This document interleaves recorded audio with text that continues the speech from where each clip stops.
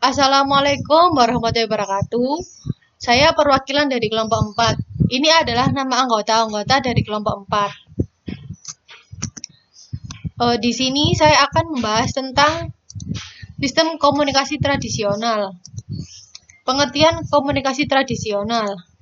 Komunikasi merupakan hal yang fundamental bagi kelangsungan hidup manusia. Komunikasi sangat mutlak dibutuhkan untuk menjalin hubungan dalam kehidupan sehari-hari. Dalam berkomunikasi, biasanya manusia selain menggunakan bahasa sebagai alat, juga menggunakan media lain sebagai alat bantu.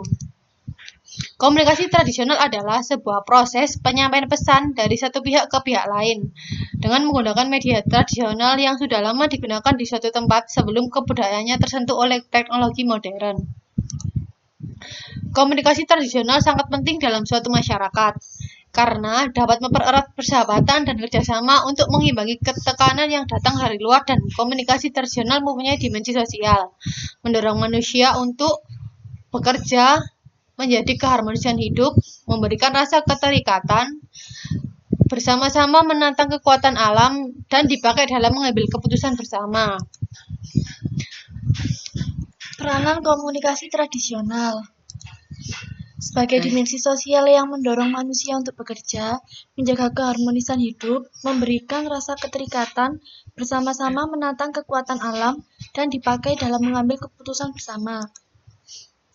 Kegiatan yang merupakan komunikasi tradisional adalah sebagai berikut. Yang pertama yaitu upacara adat. Yang kedua yaitu kerja bakti atau gotong royong. Yang ketiga menjaga keamanan masyarakat. Yang keempat perayaan hari besar yang diistimewakan. Yang kelima membunyikan beduk untuk menandakan waktu sholat telah tiba. Sifat komunikasi tradisional. Sifat komunikasi tradisional ini ada dua, yaitu yang pertama kerakyatan. Kerakyatan yakni sifat komunikasi tradisional sebagai alat pemersatu rakyat. Melalui komunikasi tradisional, semua masyarakat dapat menjadi satu kelompok atau berkumpul secara bersama demi mencapai keinginan dan tujuan yang sama. Yang kedua yaitu kebudayaan, yakni sifat komunikasi tradisional sebagai media pengembangan pelestarian kebudayaan daerah sehingga dapat mensukseskan acara yang dianggap keramat atau sakral seperti ritual upacara adat. Bentuk-bentuk komunikasi tradisional. Yang pertama adalah lambang isyarat. Pada awalnya, manusia berkomunikasi menggunakan bahasa nonverbal. Bahasa nonverbal merupakan komunikasi hanya menggunakan kata-kata. Bisa juga disebut bahasa badan atau bahasa isyarat. Dan juga cara berkomunikasinya yang sederhana. Contohnya adalah gerakan tangan, ekspresi wajah, dan kontak mata. Yang kedua adalah simbol. Simbol-simbol dalam komunikasi tradisional dapat dilihat pada pemukulan gong di Romawi dan pembakaran api yang mengembulkan asyap di Cina yang dilakukan oleh para serdadu di medan perang.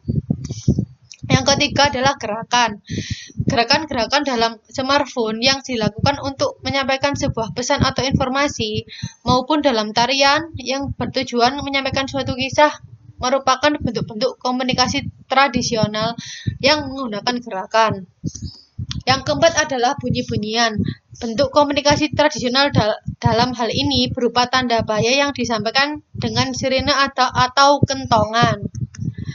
Media komunikasi tradisional. Yang pertama adalah cerita rakyat.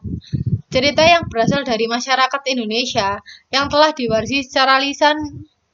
Cerita ini menjadi satu set dari sikap, perilaku, dan nilai-nilai yang dimiliki masyarakat Indonesia yang terus berlanjut ke generasi seterusnya melalui tradisi tutur. Seni drama dantar atau sendera tari, yaitu gabungan drama atau cerita yang disajikan dalam bentuk tarian tanpa adanya dialog, biasanya diiringi oleh musik atau gamelan. Yang wayang, seni pertunjukan berupa drama yang khas. Seni pertunjukan ini meliputi seni suara, seni sastra, seni musik, seni tutur, seni rupa, dan lain-lain. Kemudian daun lontar. Daun lontar digunakan sebagai pengganti dari kertas bila di zaman sekarang. Tentu saja fungsinya sama dengan zaman sekarang, bisa digunakan untuk menulis pesan dan juga menyimpan catatan penting ataupun informasi penting untuk diingat. Kentongan masih sampai saat ini masih bisa ditemukan dan masih digunakan di masyarakat. Fungsi utama alat ini adalah untuk mengumpulkan orang, biasanya digunakan pada ronda malam. Ketukan pelan berarti Anda harus tetap waspada, dan bila seseorang mengetuknya kencang berarti ada sebuah bahaya datang. Surat, yakni menggunakan media kertas ataupun daun yang bisa menyampaikan tulisan yang kita buat secara khusus kepada seseorang, kelompok, ataupun organisasi.